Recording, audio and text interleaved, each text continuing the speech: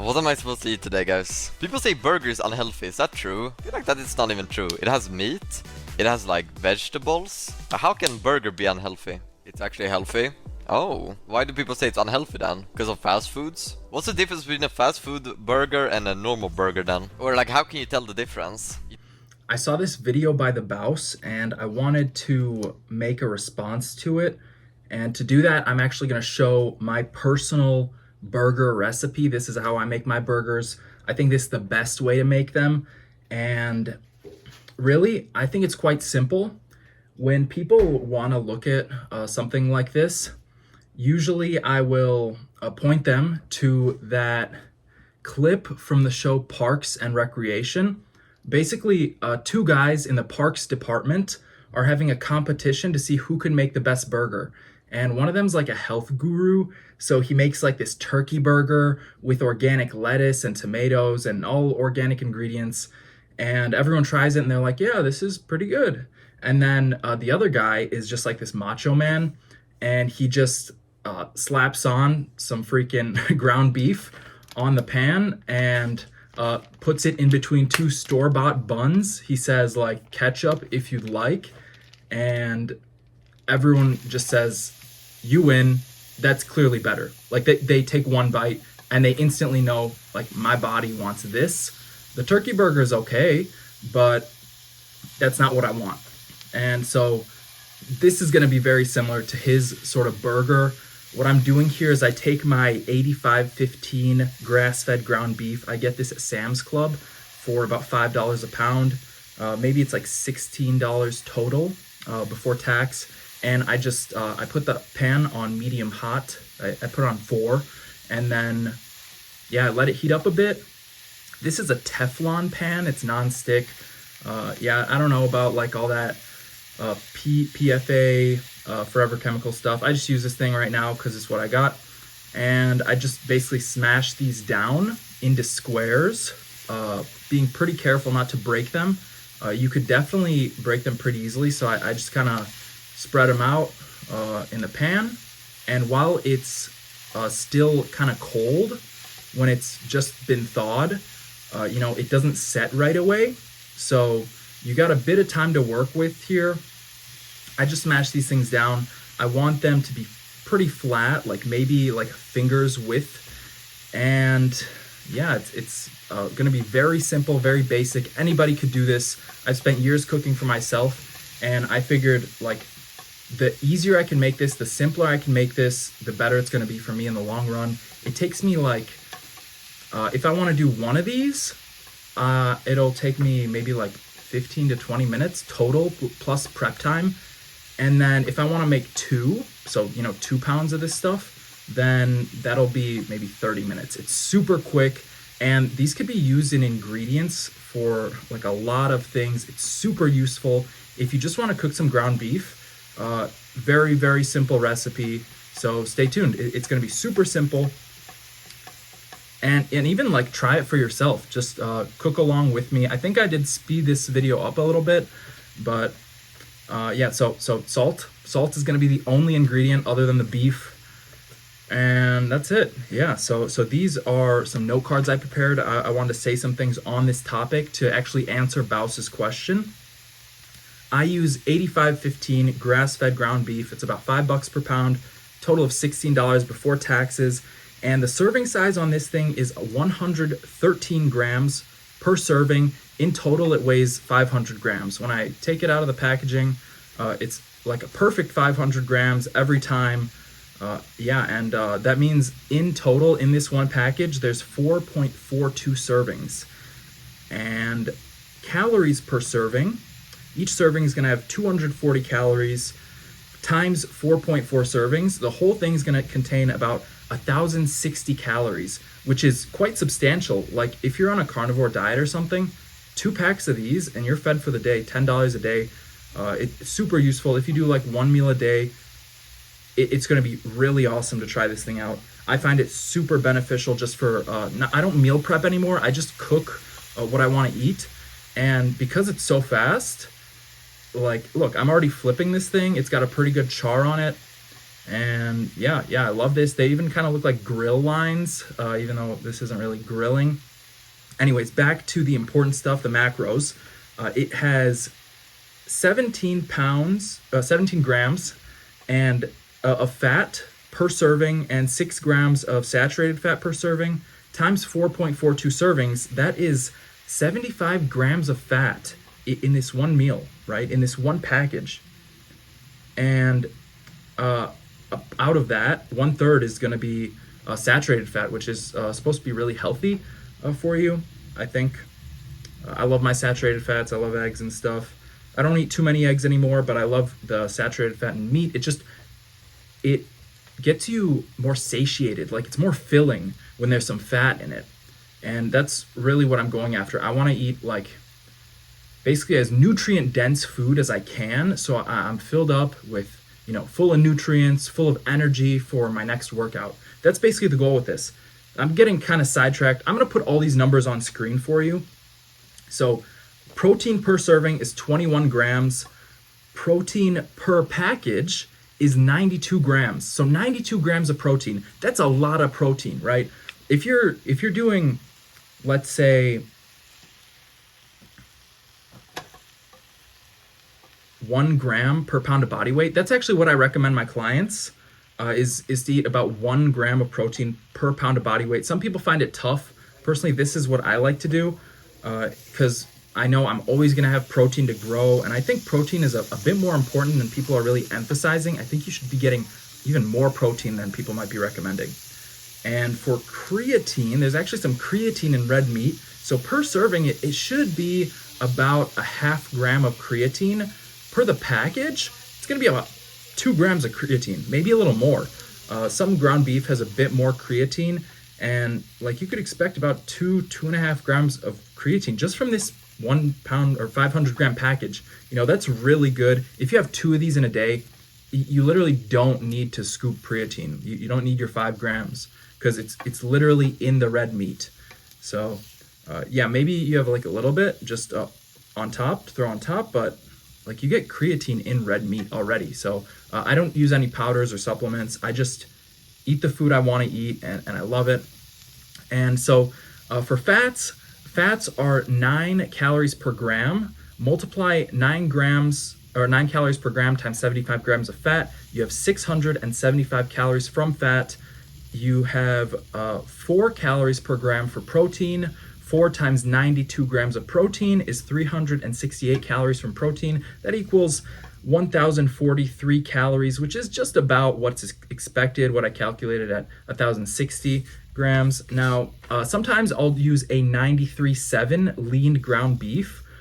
This is going to be a bit less calories just because there's less fat, and it's going to be a little bit more protein. So I usually do the grass-fed ground beef, 85-15, but sometimes I'll do this stuff. This is also 113 grams per serving, 500 grams total. So serving sizes are the same. The calories are only going to be 170 per serving and 751 for the actual, finished product, the finished food. And that's going to be 300 calories less than, the other one. Now for fats, it's only 5 or 8 grams per serving, and that'll be 35 grams total. And that's a total of 40 grams less fat in this thing. Protein is going to be 24 grams per serving, 106 grams total, which is 14 more grams of protein. It's a little better, but less calories. For me, I want the calories. In total, that's going to be 9 calories per gram for fat times 35 grams is 315 calories from fat, and 4 calories per gram for 106 grams of protein is going to be 424 calories from your protein. That equals 739 calories, which is going to be very close to that 751 that I calculated. Now, yeah, this is the finished product here. It's going to be like pretty sweet. I love the meat. I like to leave it a little red inside, but sometimes I'll even cook it like well done if I'm using it in something else. Or yeah, it just depends on what your preference is. Make sure, like, while the pan's hot, I always like to scrape it off just because it makes cleaning it later so easy. You'll see this stuff just comes right off. Now, I want to also talk about what constitutes a burger. So from top to bottom in the burger, you're gonna have the standard ingredients, which is the top bun or the bread. This is gonna be wheat grain, which might bother some people. It's probably gonna be enriched with folic acid if you're in the U.S. Yeah, no folate, no real B vitamins. That stuff is apparently getting stuck in some people's guts. They can't metabolize it. So you might have a problem from that in fast food. And of course, there's going to be some pesticides and preservatives likely used in the growing of that wheat grain. The meat patty is going to usually be beef, but it could be, like a turkey burger or a chicken sandwich. And you don't know where the source is coming from, which is like a big problem with fast food. And yeah, you don't know if it's pasture raised or grass fed, grain fed. You don't know if this cow has been injected with hormones. Yeah, the cheese is going to be processed just because all cheese is processed, but really you don't know what kind of process they've taken it through unless the company's providing this information, which I think is very rare. You don't know what chemicals are used in processing. This usually is remaining actually in the food and, in small quantities and trace amounts. So maybe it has no effect, maybe it does. Clearly there's an epidemic of obesity and health issues. So yeah, I'm more on the side of, yeah, it probably is affecting us somewhat. And then the cheese also has preservatives in it just because like most cheese on the market is going to have that. Unless you're eating a raw cheese, then you're probably going to have a lot of preservatives in your cheese. The like vegetable ingredients in a burger are typically lettuce, tomato, onions, pickles. So again, all these are probably gonna be somewhat affected by pesticides and preservatives. We really don't know what they're spraying this stuff with. A lot of the stuff in the grocery store is sprayed with pesticides, while it's being grown, and preservatives after it's grown, just so it lasts longer on the shelf. And so, I personally have a garden outside. I grow a lot of food myself, and I like that because it connects me back to the food source, Mother Nature.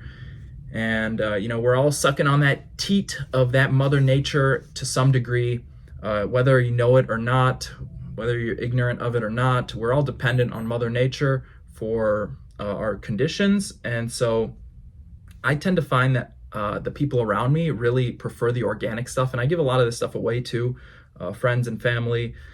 And yeah, so definitely consider growing your own produce, especially like if you want to make your own burger.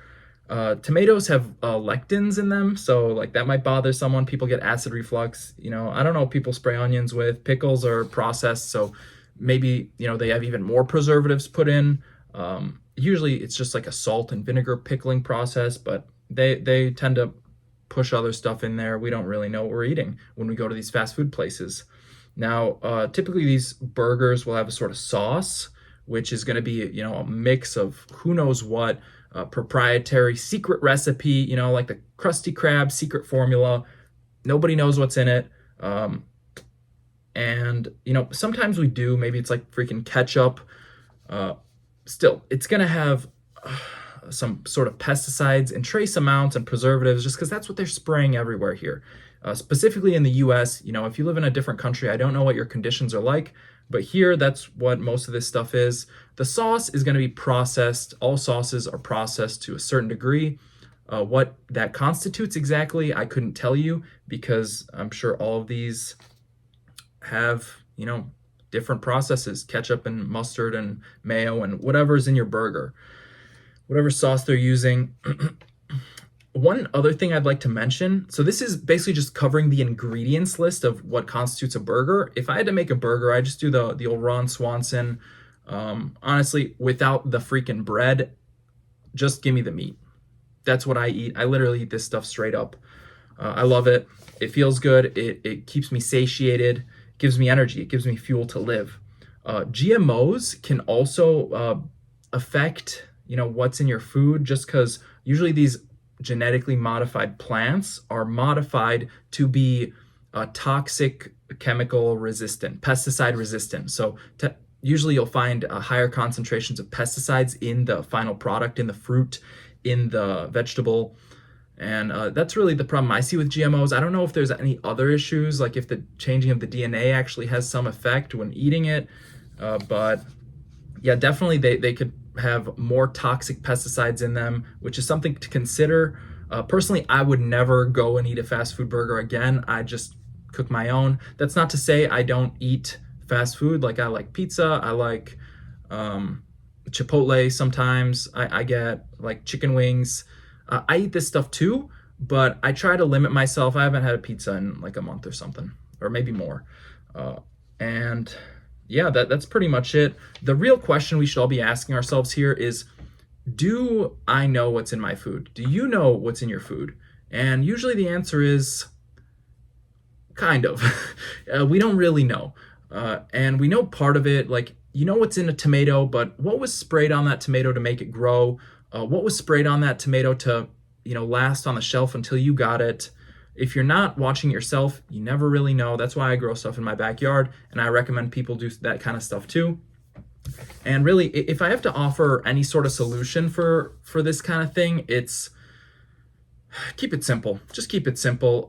Eat the burger. The burger has been eaten for freaking forever. When I say burger, I mean patty. I mean just the patty. That's the cleanest way you could eat this stuff. I like the grass-fed ground beef. I think it literally has a different taste to it.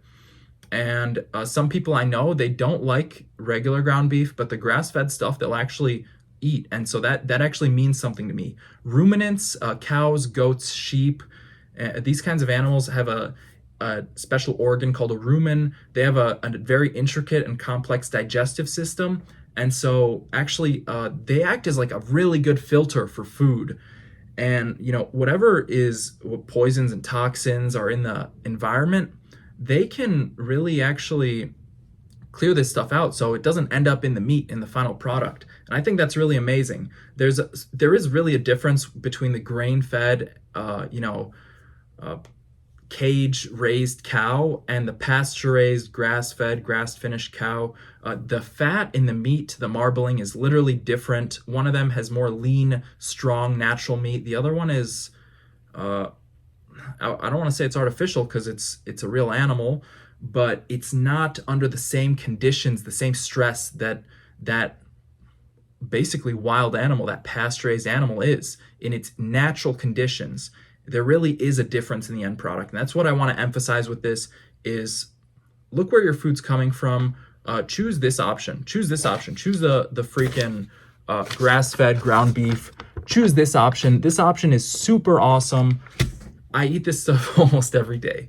Like I eat this stuff multiple times a week. I love it. Thank you for watching. Click that link below to work one-on-one with me. I'll see you in the next one.